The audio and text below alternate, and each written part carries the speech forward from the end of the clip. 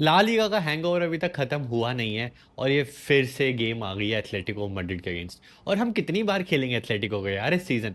But कोई नहीं, ये लास्ट टाइम होने वाला है क्योंकि इस गेम के बाद हम पहुंच जाएंगे कोपा डेल रे फाइनल। शेड्यूल बहुत ही ज़्यादा टाइट रहा है, हमने देखा इंजरीज हो गई हैं, प्लेयर अनअवेलेबल रहे हैं, ट्रैवल करके प्लेयर्स आ रहे हैं फिर भी वो उनको रेस्ट नहीं मिल पा रहा, जैसे रफीनिया अनअवेलेबल थे। तो होपफुली एथलेटिको मैड्रिड वाली वो गेम खेल लेंगे। तो ये टाइट शेड्यूल मेरे को as a content creator feel हो रहा है, तो मैं इमेजिन कर सकता हूँ वो प्लेयर्स को कैसा लग रहा होगा। बट हांसी फ्लिक की बार्सिलोना ने ना कभी कंप्लेन नहीं की है।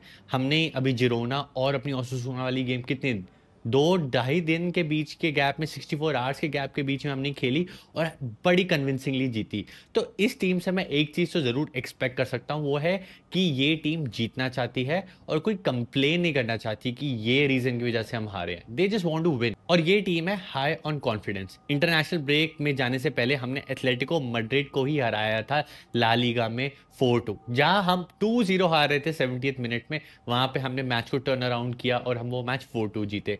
इंटरनेशनल ब्रेक से वापस आए, जो एक गेम बड़ी अजीब तरह से शेड्यूल हुई, वो गेम तो जीते जीते, जिरोना वाली गेम भी जीते जहां पे हमने बहुत सारे प्लेयर रेस्ट किए हुए थे। उसके बाद भी 4-4 गोल से हमने मैच जीते। अगर मैं लालिगा के पिछले 3 मैच उठाऊं तो हमने हर मैच में 3 गोल मारे हैं। 12 गोल, 4 गोल की एवरेज से हम खेल रहे हैं। तो इस टीम का कोई इशू नहीं है गोल मारने का या कॉन्फिडेंस का। जो इशू है या प्रॉब्लम यहां से हो सकती है कि इतने टाइट शेड्यूल में ना कहीं इंजरीज ना हो जाए, प्लेयर अनअवेलेबल ना हो जाए।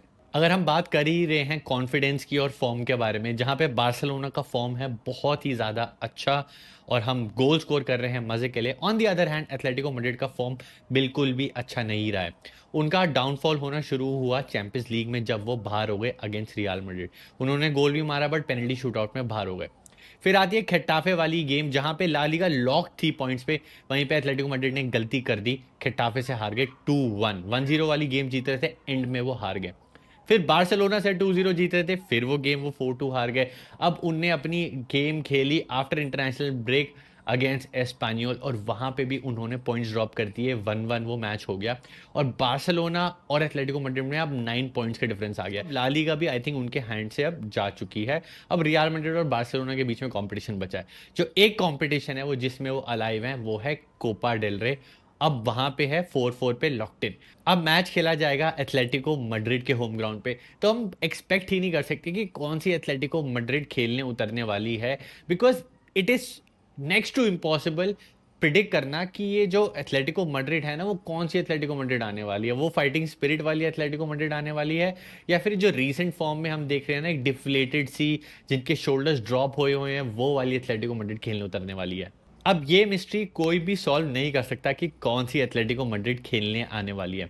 Diego Simeone is the master of dark arts. जब भी आपको लगता है ना कि यहां से Atletico Madrid are done and dusted, they are buried, they have no chance, वहीं से आपको प्रूव करती है एथलेटिको मैड्रिड एकदम उसका ऑपोजिट। मेरे को लगता है कि एथलेटिको मैड्रिड और सीएम सिमियोनी है वो यही चाहते हैं, they want you to believe कि भैया हमारे पास कोई चांस नहीं है, we are out of the competition. And जब आप थोड़ा आप फुट ऑफ द पेडल करते हो, उसी मोमेंट पे Atletico Madrid can hit you really hard. यहाँ पर Simeone will use his dark arts और वो खेलेंगे अल्ट्रा डिफेंसिव।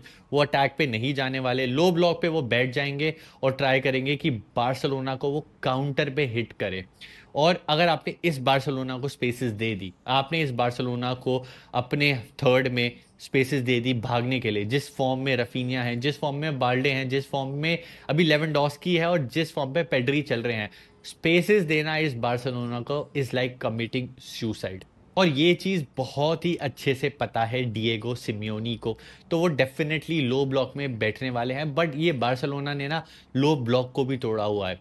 वही एथलेटिको वाली गेम जो हम हार रहे थे 2-0, लो ब्लॉक में बैठ गई थी Atletico, but still we were able to break it because of the confidence that we are on. And Hansi Flick का वो बिलीव और जो मेंटालिटी चेंज, चाहे हम गोल डाउन भी है ना, चाहे लग रहा है कि गेम हार जाएंगे, वहां पे हम दूसरी टीम को डेफिनेटली हिट कर देते हैं हार्ड। अब जो हमारी अप्रोच होगी ना इस गेम को, हमारी अप्रोच हर गेम की तरह ही होने वाली है जो हमने जिरोना या ओसासुना वाली गेम वाले में देखा। हमने करना है डोमिनेट, हम चढ़ के खेलेंगे, चाहे वो लो ब्लॉक में बैठे, चाहे वो हमको काउंटर पे हिट करने का ट्राई करे। एथलेटिको मैड्रिड ने हमारे अगेंस्ट हमेशा एक ही पॉलिसी अपनाई है, वो इस मैच में भी यही करने वाले हैं। सेंटर बैक या उनके मिडफील्डर्स बॉल खिलाएंगे विंग पे उनके भागेंगे रनर्स जहाँ पे इस साइड पे सिमियोनी होंगे, इस साइड पे लीनो या कोई भी ग्रियजमैन जो भी वो रनर्स भगाएंगे विंग पे। फिर अंदर ट्राई करेंगे बॉल विप इन करने का, जहाँ पे जूलियन अल्वारेस या फिर सॉर्लॉ जो भी प्लेयर होगा वो हमें हिट करेंगे। जो भी हमने मैचेस देखे, चाहे वो ला लीगा के हो जो हम 2-1 हारे, चाहे वो 4-2 वाला मैच था, चाहे वो 4-4 वाला मैच था, सारे मैचेस में एथलेटिको मैड्रिड ने अगेंस्ट बार्सिलोना एक ही टैक्टिक अप्लाई की है and it has worked. At least उन्होंने गोल मारे हैं, 2 गोल, 4 गोल, फिर से 2 गोल, तो it is working, so they won't change it. उनकी फिलॉसफी, उनका टैक्टिक्स यही रहने वाली है और हमें बस इतना करना है कि एथलेटिको मैड्रिड 1 गोल मारे या 2 गोल मारे, हमने उनको आउटस्कोर करना है। और इस सीज़न बार्सिलोना की अप्रोच यही रही है कि टीम्स कैसे भी खेलें, हमारी फिलॉसफी ये होगी कि हमने उनको आउटस्कोर करना है। आपने इस सीज़न बार्सिलोना को कितनी बार एक 1-0 की विक्ट्री लेते हुए देखा? 1 या 2 गेम के अलावा आपको कोई गेम याद ही नहीं है। हमने इस टीम को 4 या 5 गोल मारते हुए ही देखा है, दूसरी टीम का पूरा कॉन्फिडेंस खत्म करते हुए देखा है। तो बार्सिलोना वही अप्रोच से जाने वाली है कि आप मारो जितने भी, वी डू नॉट केयर।